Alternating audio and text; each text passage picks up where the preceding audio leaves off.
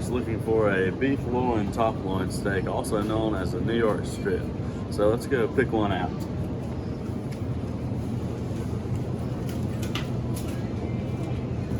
This package looks good here, so there's plenty of marbling and they're both pretty good sized steaks. So this is what we're gonna get.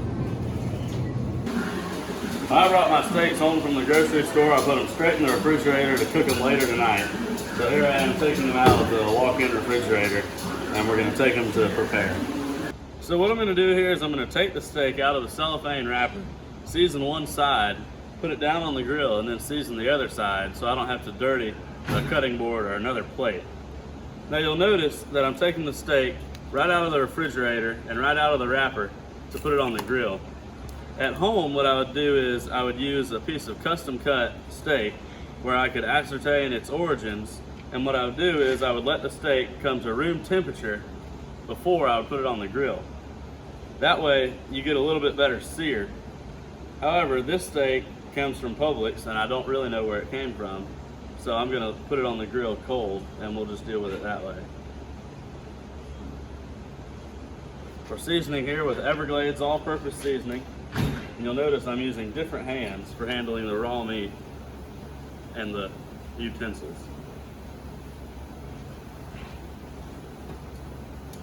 So our steak's been on direct heat here on the grill for approximately 5 minutes.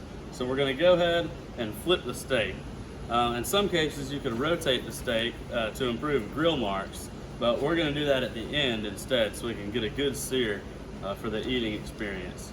So we're gonna go ahead and flip that steak, and as you can see, we've gotten a nice sear here, and you can see where the fat has begun to bubble on the outside and where the intermuscular fat or marbling has begun to liquefy. That will provide a juicy eating experience. So we're gonna leave it here for another 10-15 minutes, and then at some point we're gonna move it on to indirect heat to finish cooking all the way through, and then we're gonna check it out from there. Steak's cooking. We'll talk a little bit about the cut of steak that we have chosen today. This is commonly referred to as a New York strip, as it's the boneless top loin steak. What this is comprised of one major muscle, which is the nautical muscle of locomotion. It's a muscle from the loin known as the longissimus dorsi. This is one of the most well-known and tender muscles on the beef animal. And this is a long muscle that transcends the length of the back on the beef carcass. And it's also the same muscle that can be seen in the eye portion of the ribeye steak. Come in close. Let's observe the sear that we have achieved on the bottom side of the steak. Crikey, would you look at that? This is gonna be beautiful to eat.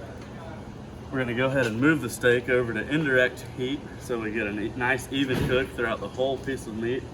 But before we do that, in honor of the greatest cooking show host of all time, Emeril Lagasse, kick it up a notch! Bam!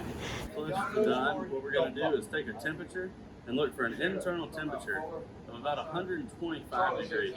This is gonna be medium rare, and as we let it rest, it's gonna approach 130 degrees.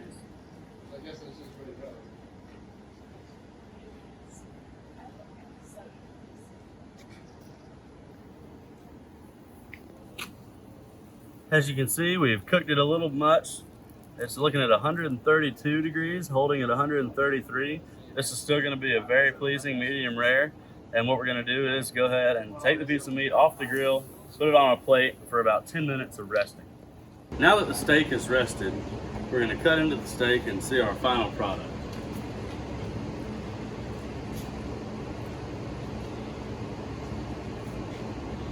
If you'll notice, our steak is a perfect reddish pink color, indicating medium rare doneness.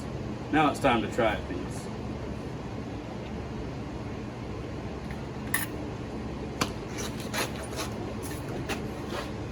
It's perfect.